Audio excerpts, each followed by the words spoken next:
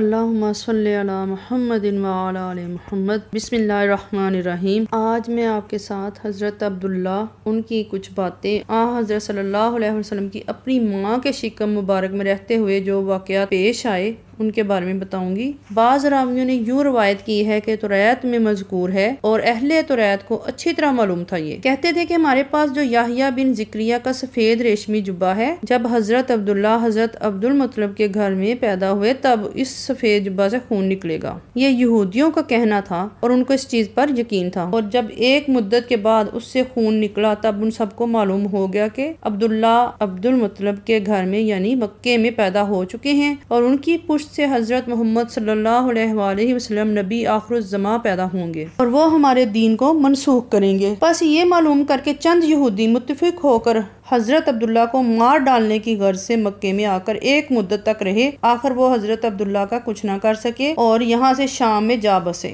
حضرت عبداللہ جب بڑے ہوئے تب کبھی کبھی مکے سے نکل کر میدان کی طرف خیر کو چلے جاتے تھے اور اس میں یہ دیکھتے تھے کہ اپنی پشت سے ایک نور چمکتا ہوا دوپارہ ہو کر یعنی دو حصوں میں ہو کر ایک مشرق کو چلا جاتا تھا اور ایک مغرب کو چلا جاتا تھا، پھر وہ ایک لحظہ کے بعد پشت میں واپس آ جاتا، یعنی کچھ لمحوں کے بعد پھر سے واپس آ جاتا۔ تب حضرت عبداللہ نے اپنے باپ سے جا کر یہ حال بیان کیا۔ حضرت عبد المطلب نے کہا، مدت ہوئی ہے کہ میں نے ایک خواب دیکھا تھا کہ سلسلہ نوری میری پشت سے ہو کر چار حصے ہو کر چار طرف گیا۔ ایک حصہ اس کا آسمان کی طرف چلا گیا اور ایک حصہ زمین کی طرف، ایک حصہ مغرب کی طرف اور ایک مشرق کی طرف۔ پھر کچھ دیر بعد ایک درخت سبزہ بن گیا اور اس شخص کو دیکھا کہ نہایت پاکیزہ اس درخت کے پاس کھڑے ہوئے ہیں۔ تو میں نے ان سے پوچھا کہ تم کون ہو؟ وہ بولے، میں پیغمبر خدا نبی آخر الزماں ہوں۔ یہ سن کر میں نے خواب سے بیدار ہوا اور صبح جا کر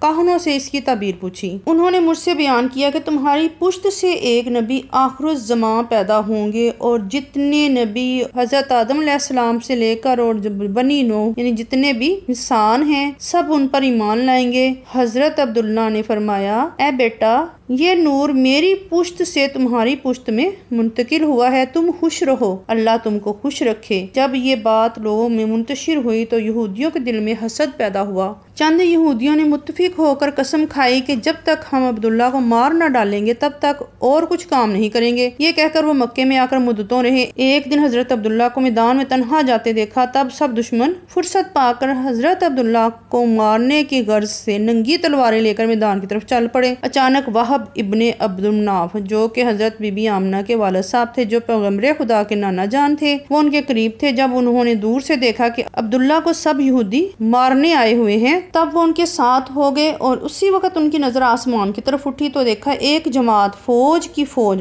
آسمان سے بصورت آدمی اور ان کے ہاتھوں میں تلواریں ہیں، وہ لے کر ان یہودیوں کو مارنے کے ارادے سے آئی ہے۔ بس ایک لمحے کے لیے وہاں سے کھڑے ہو کر دیکھا تو انہوں نے دیکھا ان یہودیوں کو انہوں نے مار ڈالا جو حضرت عبداللہ کو مارنے آ رہے تھے، اور وہب ابن عبد المناف نے یہ حال دیکھ کر اپنے گھر میں اپنی بیوی سے جا کر کہا، تم اب جا کر کہو کہ میری بیٹی آمنہ سے اپنے بیٹے عبداللہ کی شادی کر دو۔ تب اسی وقت ان کی بیوی نے عبد المطلب سے جا کر یہ بات کہی کہ میری بیٹی آمنہ کا بیاہ اپنے عبداللہ سے کر دو۔ یہ سن کر حضرت عبد المطلب نے یہ بات منظور کر لی اور حضرت عبداللہ کا نکاح آمنہ بی بی کے ساتھ کر دیا، پھر اپنے ہی گھر میں رکھا، اور قریش کی عورتیں جو حضرت عبداللہ سے نکاح کی تمنا رکھتی تھیں وہ سب حضرت عبداللہ کا نکاح حضرت بی بی آمنہ کے ساتھ اس کی خبر سن کر غم کے مارے ہی بیمار ہو گئیں۔ ایک روایت میں ہے کہ اس غم میں تقریباً 40 عورتیں مر گئی تھیں، یعنی جو زیب و زینت اور پارسائی اور پرہیزگاری حضرت بی بی آمنہ کو ملی قریش میں کسی اور عورت کے پاس نہ تھی۔ وہ نور جو حضرت محمد مصطفیٰ صلی اللہ علیہ وآلہ وسلم کا حضرت عبداللہ کی پیشانی میں چمکتا تھا وہ حضرت بی بی آمنہ کے رحم میں منتقل ہو گیا۔ اسی شب رضوان کو حکم ہوا کہ دروازے بہشت کے کھول دے۔ اسی شب تمام بت روئے اور تخت ابلیس کا لٹ گیا، یعنی بالکل پامال ہو گیا، اور سب کا سردار شیطان لعین مشرق سے مغرب کو جا کر پہاڑوں کے دامن چلا چلا کر رونے لگا۔ اس کی آواز سن کر تمام شیاطین وہاں جمع ہو گئے اور آپس میں کہنے لگے کہ اے سردار، تم کس لیے روتے ہو؟ آخر کیا مصیبت آن پڑی ہے؟ وہ ملعون بولا، اس سے زیادہ اور کیا مصیبت ہوگی؟ اب تک محمد آخر الزمان کا زمانہ نہیں تھا، اب ان کا ظہور بالکل قریب ہونے والا ہے، اور جب وہ پیدا ہوں گے سارے جہان کی مخلوق ان کے تابع ہو جائے گی، یعنی کہ ان کی پیروی کرنے لگ جائے گی، اور یہ ایک ایسا دین ہوگا جو قیامت تک جاری رہے گا۔ ہمارے ماننے والے خداؤں کی یعنی لات و عزا کو باطل کرے گا۔ تمام مخلوق مشرق سے مغرب تک مسلمان ہوگی۔ ان کے لیے اللہ تعالیٰ نے ہم کو بہشت سے نکال دیا اور مردود قرار دیا ہے۔ اب اگر میں سر پتھر یا پتھر سر پر نہ ماروں تو کیا کروں؟ یہ سن کر جنوں کی جماعت نے کہا کہ تم خاطر جمع رکھو، ہم جس طرح بھی ہو سکے گا بنی آدم کو گمراہ کریں گے، اپنے لات و عزا کی عبادت ان سے کروائیں گے، ہم اپنی پوری طاقت خرچ کریں گے لیکن ہرگز خدا کی راہ پر چلنے نہ دیں گے۔ یہ سن کر اس سردار شیطان لعین نے کہا، اچھا مجھے بتاؤ تم کس طرح ان کو خدا کی راہ سے بہکاؤ گے؟ وہ لوگ تو نیک راہ اختیار کریں گے اور نہیں عن المنکر سے باز رہیں گے، خیرات و زکوٰۃ صدقہ اللہ تعالیٰ کے راستے میں دیں گے اور حرام کاری سے بچیں گے۔ تب ان شیاطین جنوں نے کہا،